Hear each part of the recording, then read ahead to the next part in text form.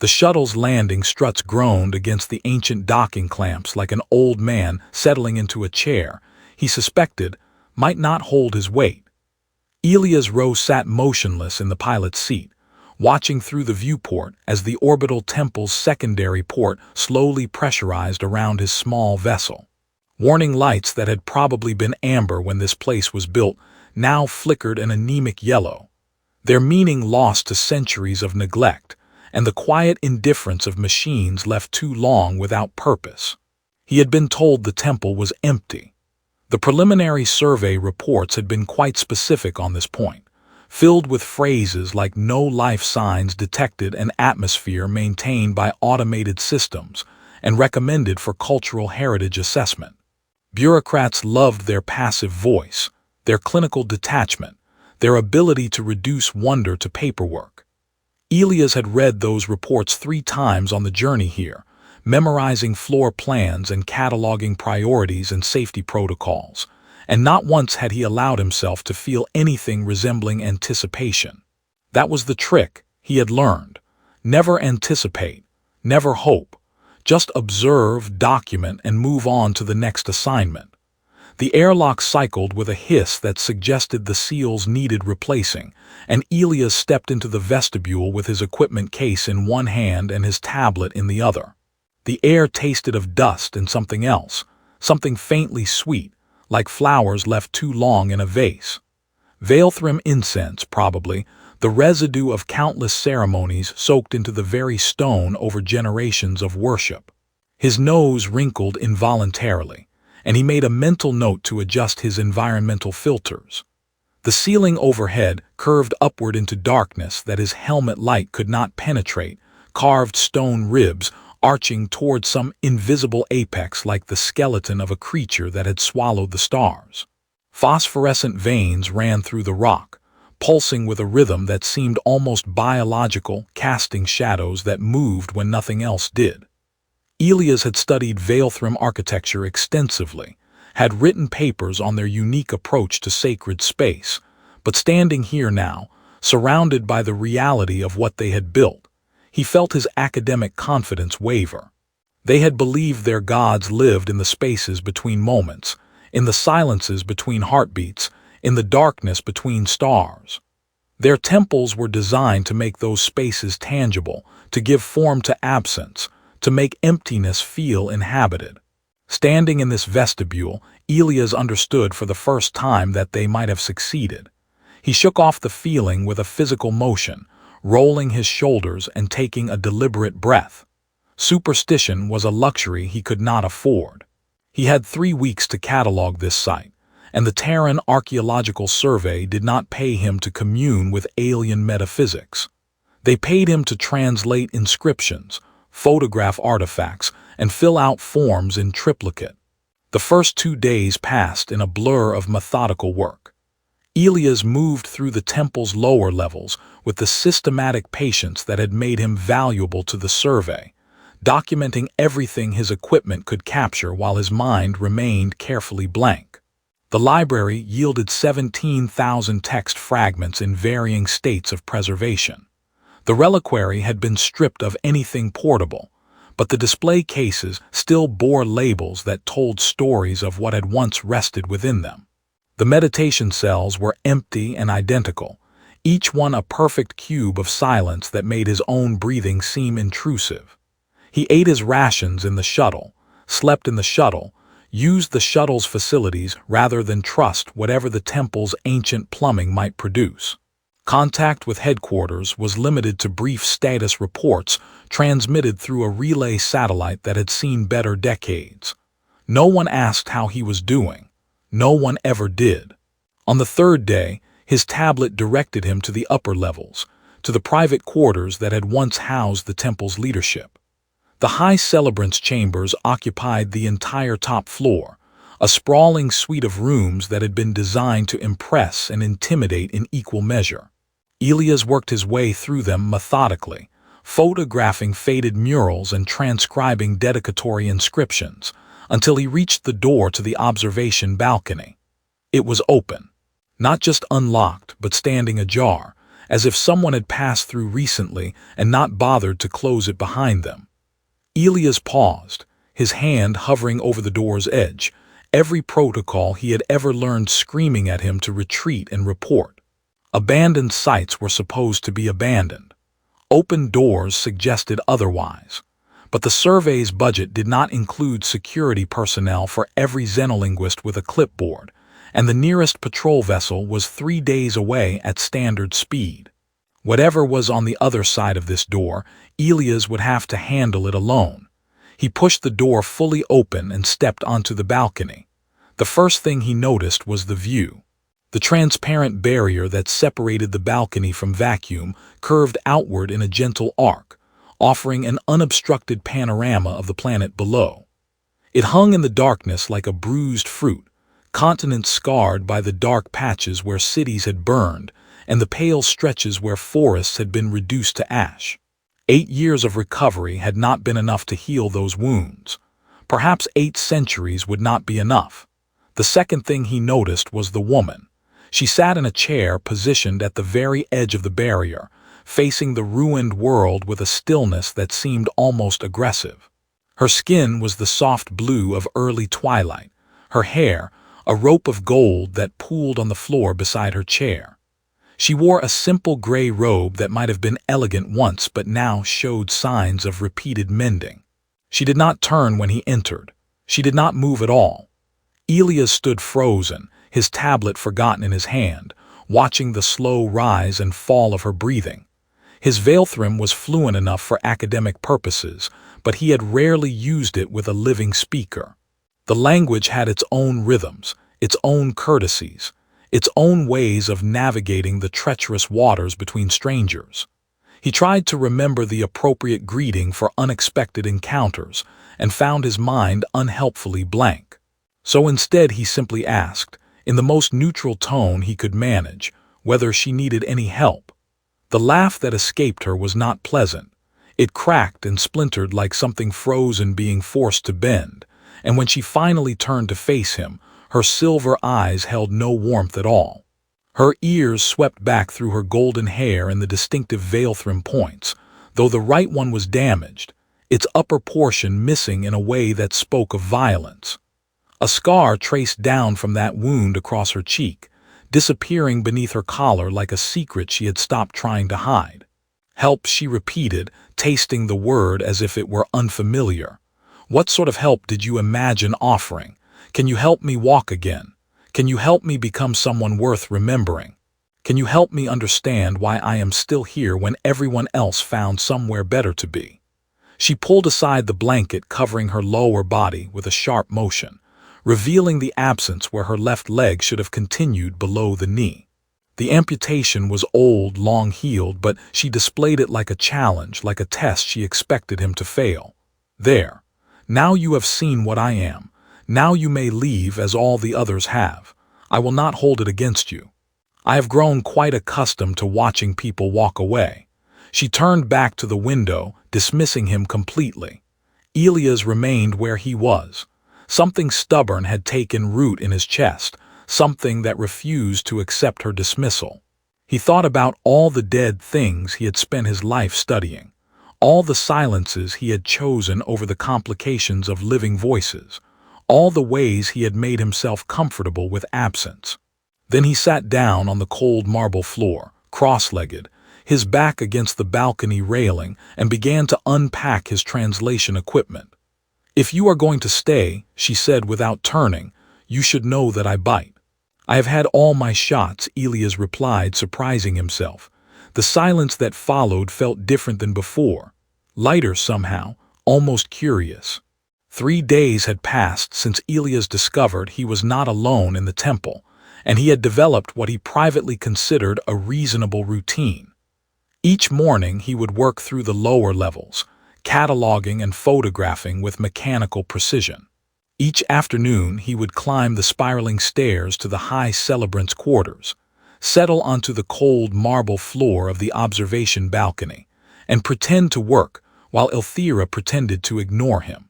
She had given him her name on the second day, throwing it at him like something she no longer wanted. Aelthira. It meant morning star in the old Aelthrim tongue, though she had laughed bitterly when he mentioned this, asking if he saw anything particularly luminous about a crippled woman abandoned in a ruin. He had not answered, mostly because he suspected any answer would be wrong. The temple's atmospheric systems chose the fourth morning to remind everyone that 17 years of neglect had consequences. Elias woke in his shuttle to find frost crystallizing on the interior viewport, and his breath-forming clouds that hung motionless in the still air. His environmental suit's readout showed the temperature had dropped 15 degrees overnight, and the trend line suggested it would continue falling unless someone addressed the problem. Someone in this case meant him. The climate control nexus was located in the temple's lower foundations, in a chamber that the survey drones had mapped but not examined closely. Elias descended through levels he had not yet explored, his helmet light cutting through darkness that seemed to press back against the beam. The walls down here were rougher, less decorated, built for function rather than worship. This was the temple's hidden body, the organs and arteries that kept the beautiful spaces above alive. He found the nexus after an hour of wrong turns and dead ends, a spherical chamber dominated by a central column that pulsed with the same bioluminescence he had seen throughout the structure. Conduits radiated outward from the column like roots from a tree, carrying warmth and air to every corner of the temple. Most of them were dark. A few flickered intermittently. One was actively sparking in a way that made Elias very glad he had not skipped his safety certification renewal. The diagnostic panel was covered in Aelthrim script, technical terminology, that pushed the limits of his linguistic knowledge. He spent 20 minutes simply reading, trying to understand what the symbols meant in context, before he finally admitted that he was out of his depth. The climb back to the observation balcony took longer than usual. His legs were tired, his pride was wounded, and the cold was beginning to seep through his suit's insulation. He found Aelthira where he always found her, facing the window, but today she had wrapped herself in multiple blankets until only her face remained visible. "The heating system is failing," Elias announced, because stating the obvious seemed like a reasonable place to start. Aelthira did not turn. I had noticed. I assumed it was simply the universe continuing its established pattern of making my existence as uncomfortable as possible. I found the control nexus. I cannot read the technical diagnostics. My Aelthrim covers religious and literary texts quite thoroughly, but whoever wrote the maintenance manuals used vocabulary I have never encountered. This time she did turn, her silver eyes catching the starlight in a way that made them seem to glow. "Are you asking for my help, human? I am asking whether you can read technical Aelthrim, yes." The silence stretched between them, filled with the soft hum of systems struggling to maintain function. Aelthira's expression shifted through several configurations that Elias could not interpret before settling into something that might have been amusement. "I spent 4 years as an engineering apprentice before I decided that building things was less interesting than breaking them. I joined the military instead. You can see how well that decision served me." She gestured at her missing leg with a hand that emerged briefly from her cocoon of blankets. "So you can help," Elias said. "I can help. The question is whether I wish to. Freezing to death has a certain poetic appeal." The abandoned priestess, alone in her temple, slowly becoming one with the cold void she spent her life contemplating. "You were a priestess. I was many things. None of them mattered enough to make anyone stay." Elias considered his next words carefully. The Terran Archaeological Survey provides excellent death benefits to employees who perish during field assignments. However, the paperwork involved is extensive. I would rather not spend my final hours filling out forms. Aelthira stared at him for a long moment, and then something unexpected happened. She laughed. Not the bitter, cracking sound from their first meeting, but something warmer, something surprised out of her against her will. "You are a very strange human. I have been told this before, usually in less charitable terms." She unwrapped herself from her blankets with quick, efficient movements, revealing the simple gray robe beneath and the crutch that leaned against her chair. The crutch was Aelthrim design, elegant curves of some material that looked like wood but probably was not, fitted to her body with obvious care. She positioned it under her arm with the ease of long practice and rose to her feet. Foot, Elias corrected himself. Rose to her foot. Well, she said, if we are going to repair ancient climate systems together, you should probably stop sitting on the floor like a student waiting for instruction. I cannot teach you anything from up here. They descended together, Aelthira setting a pace that Elias had to work to match. Her crutch rang against the stone stairs with a rhythm that echoed through the empty corridors, and she navigated the turns and landings with the confidence of someone who had learned this route long ago. He wanted to ask how long she had been here, how she had survived alone, why no one had come for her. He kept his questions to himself. The climate nexus looked different with someone who understood it. Aelthira examined the central column with narrowed eyes, running her fingers along conduits, pressing her ear against surfaces to listen for sounds Elias could not detect. She muttered to herself in technical Aelthrim, words he did not recognize, her voice taking on an authority that had been absent in their previous conversations. The primary heat exchanger has failed, she announced after several minutes of examination. The secondary is compensating, but will burn out within days at this rate. We need to bypass the primary and redistribute the load across the tertiary systems. I understood perhaps half of those words. Then you will hand me tools and try not to electrocute yourself. The yellow conduits carry current. Do not touch them. They work together for hours. Aelthira directed while Elias followed instructions, crawling into spaces too small for her to reach with her crutch, manipulating components according to her precise descriptions. The work was difficult and uncomfortable and occasionally terrifying, particularly when sparks flew in directions he had not anticipated. But slowly, conduit by conduit, the system came back to life. Warmth began to flow through the temple again. Elias felt it first as a subtle change in the air quality, then as actual heat against his skin.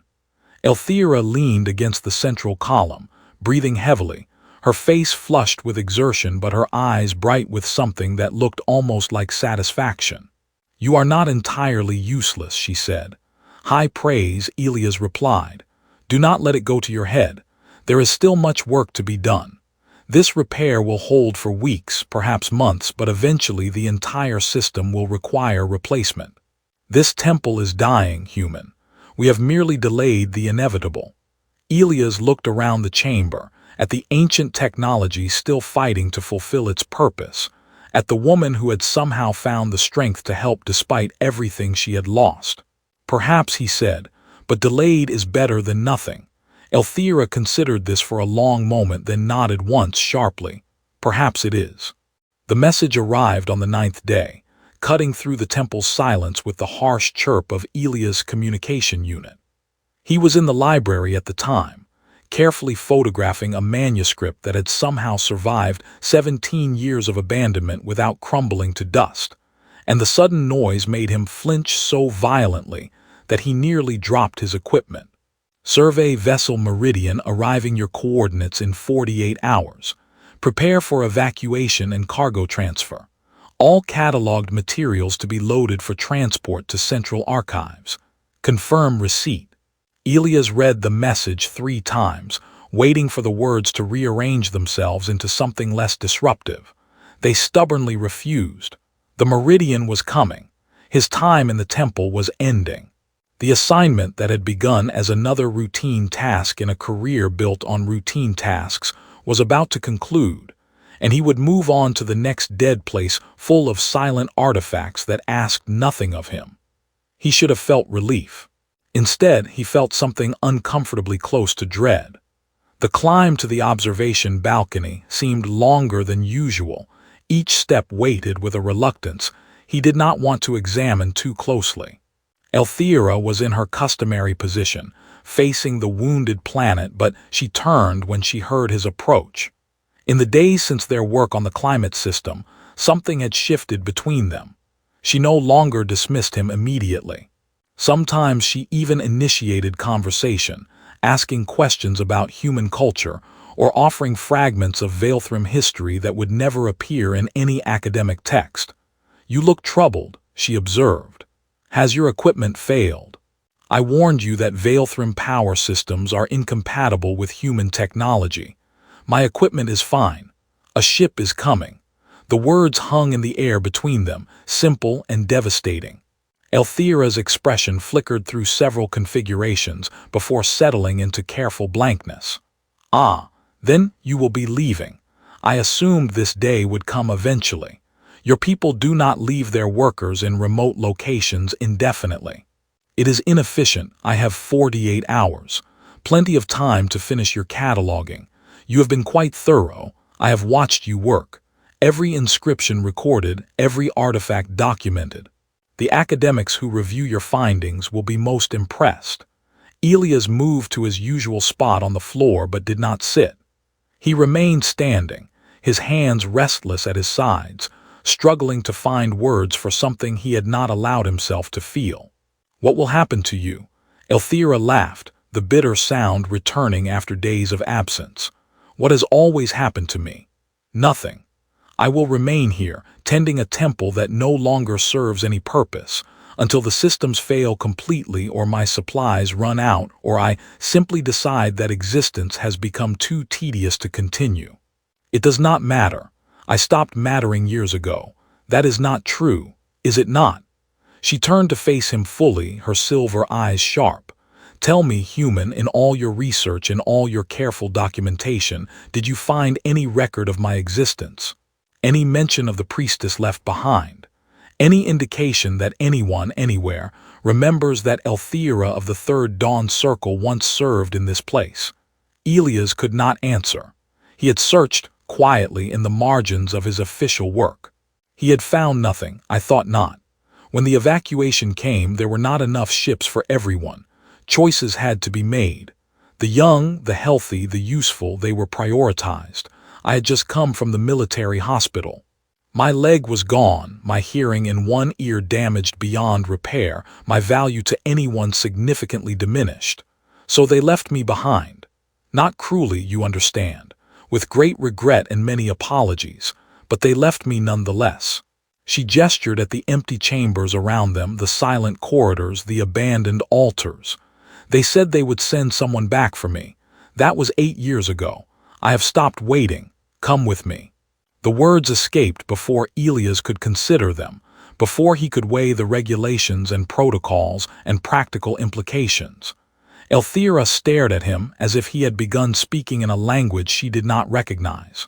"What?" "When the meridian arrives, come with me. Leave this place. You cannot be serious. I am rarely anything else. It is considered one of my less charming qualities." She shook her head, her golden braids swaying with emotion. "You do not understand. I am Aelthrim. My people lost the war. We are tolerated in human space barely as refugees and laborers. I would have no status, no rights, no protection. And I am damaged. Who would want a crippled alien woman with nothing to offer? I would."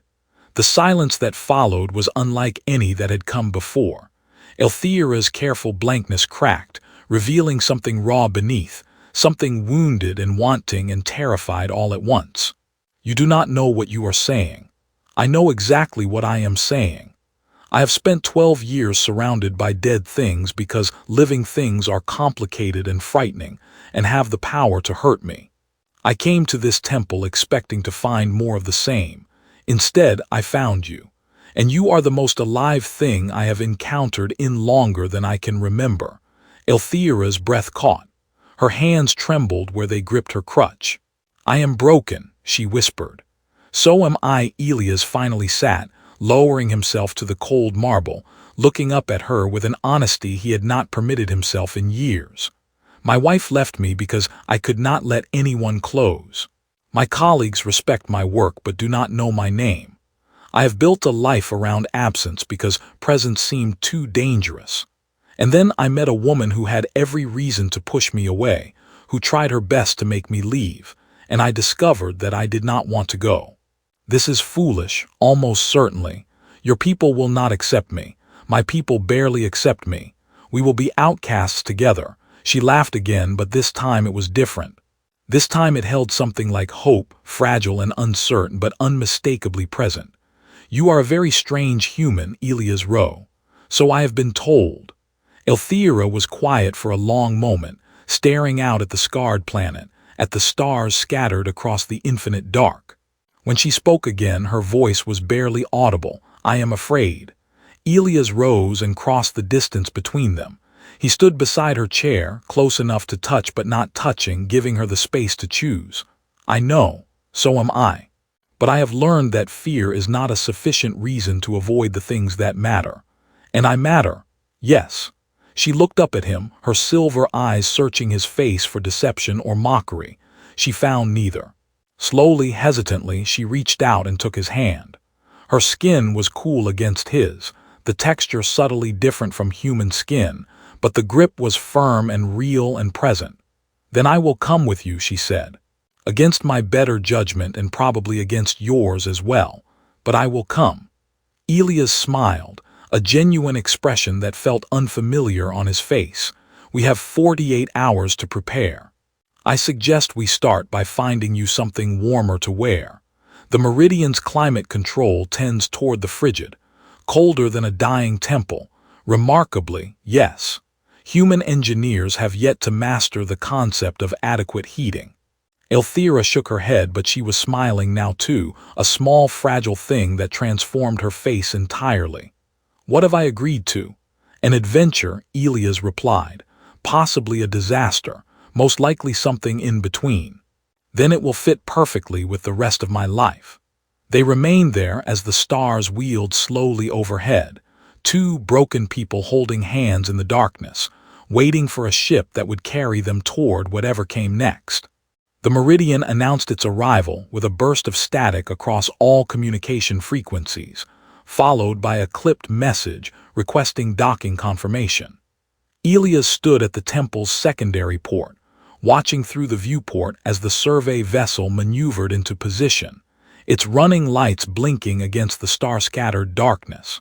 Beside him, Aelthira leaned on her crutch, her few possessions gathered into a single bag that hung from her shoulder. She had spent the past 2 days sorting through years of accumulated solitude, deciding what to keep and what to leave behind. Most of it she had abandoned without sentiment. The robes of her former office, the devotional texts she no longer believed, the small comforts that had made her isolation bearable.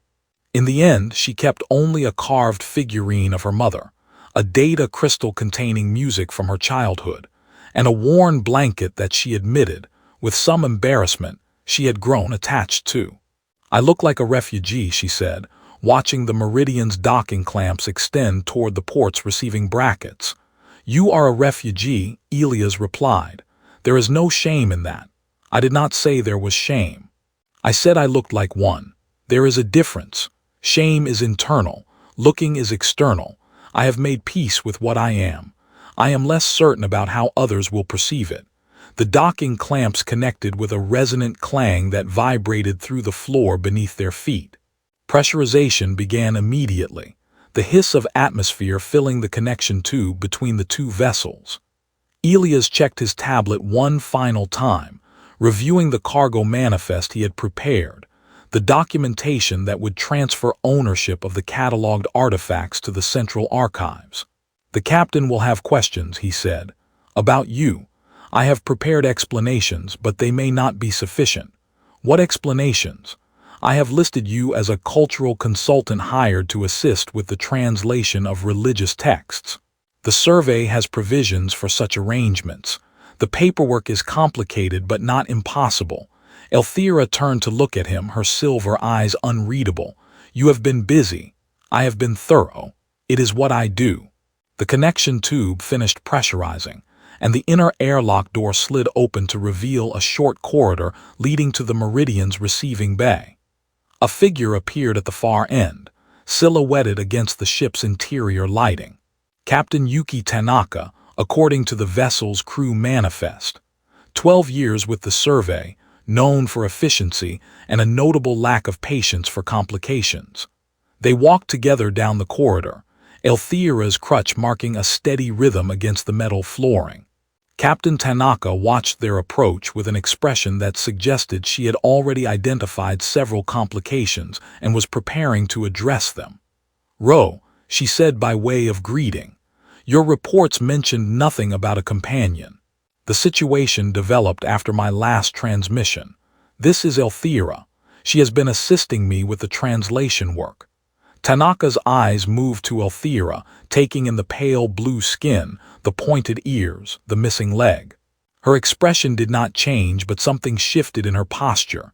"Aelthira," she said, "there are protocols regarding the transport of non-human personnel. Regulations. Forms. I am aware of the forms," Elias replied. "I have completed them." He handed over his tablet, and Tanaka scrolled through the documentation with the speed of someone who had reviewed thousands of similar requests. Her eyebrows rose slightly at several points, but she made no comment until she reached the end. "This is irregular. Most valuable things are." Tanaka looked up from the tablet, her gaze moving between Elias and Aelthira. Something in her expression softened, just slightly, before professionalism reasserted itself. "Cargo loading will take 6 hours. Your consultant will need to remain in the passenger quarters during transit. Meals will be provided. I trust there are no dietary restrictions I should be aware of." "I can eat most human food," Aelthira said, speaking for the first time. "Though I find your coffee remarkably unpleasant." "Everyone finds our coffee unpleasant," Tanaka replied. "That is part of its charm. Welcome aboard." She turned and walked back toward the ship's interior, leaving them to follow at their own pace. Aelthira moved slowly, her crutch finding purchase on the unfamiliar flooring, and Elias matched her speed without comment. "That went better than expected," she said quietly. "Tanaka is practical. Practical people care about results, not regulations. And what results have we produced?" Elias considered the question as they passed through the Meridian's receiving bay, past crew members loading crates of artifacts, past equipment humming with the quiet efficiency of well-maintained technology. "We have produced a complete catalog of a significant cultural heritage site. We have prevented the premature failure of ancient climate systems. We have demonstrated that cooperation between humans and Aelthira remains possible despite political complications." He paused, then added more softly, "We have also produced something harder to document, something the forms do not have categories for." Aelthira's hand found his, her cool fingers intertwining with his warmer ones. "You are becoming poetic, human. I am not certain I approve. I will endeavor to return to my customary dryness as soon as possible. See that you do." The passenger quarters were small but comfortable, a cabin designed for functionality rather than luxury. Aelthira settled onto the narrow bunk, her crutch propped against the wall beside her, her bag resting at her feet. Through the cabin's single viewport, the temple was visible, its ancient stone glowing faintly against the darkness. She stared at it for a long moment, her expression complicated. "I thought I would die there," she said. "I had accepted it, made peace with it even. And now I am leaving, and I do not know how to feel." Elias sat beside her, close enough that their shoulders touched. "You feel however you feel. There is no correct response to leaving behind years of your life. What if I feel relieved and guilty about feeling relieved? Then you feel relieved and guilty. Both are valid. What if I feel terrified about what comes next? Then you feel terrified. I will feel terrified with you. We can be terrified together." Aelthira laughed, the warm sound that he had learned to cherish over the past days. "You are not supposed to admit to fear. You are supposed to be the brave human rescuing the helpless alien. I have never been particularly brave. And you are the least helpless person I have ever met. You survived 8 years alone in an abandoned temple with one leg and no support. That requires a strength I cannot imagine." She was quiet for a moment, processing his words. "I never thought of it as strength. I thought of it as stubbornness. Too stubborn to die, too stubborn to stop hoping even when hope seemed foolish. Perhaps strength and stubbornness are the same thing, viewed from different angles. The Meridian's engines hummed to life, a vibration that traveled through the hull and into their bones. Through the viewport, the temple began to recede, growing smaller as the ship pulled away. Aelthira watched until it was just another point of light among millions, indistinguishable from the stars. "What happens now?" she asked. "Now we travel to the Central Archives. I submit my findings. You begin the process of establishing residency in human space. It will be complicated and frustrating and occasionally infuriating. That sounds unpleasant. It will be, but it will also be real, present, alive. And you will not face it alone." She turned from the viewport to look at him, her silver eyes holding something that had not been there when they first met. Trust, perhaps, or hope, or simply the willingness to believe that tomorrow might be better than yesterday. "I am glad you did not leave," she said. "That first day, when I tried to drive you away. I am glad you stayed. I am glad I stayed too." The Meridian carried them forward into the darkness between stars, toward a future neither of them could predict, but both of them were willing to face. Behind them, the orbital temple continued its slow orbit around a wounded planet, empty now, but still humming with the memory of all the voices that had once filled its halls. Somewhere in that emptiness, the observation balcony caught the light of distant suns, illuminating marble floors where two people had found each other against all probability. It was not an ending. It was barely even a beginning. But it was enough.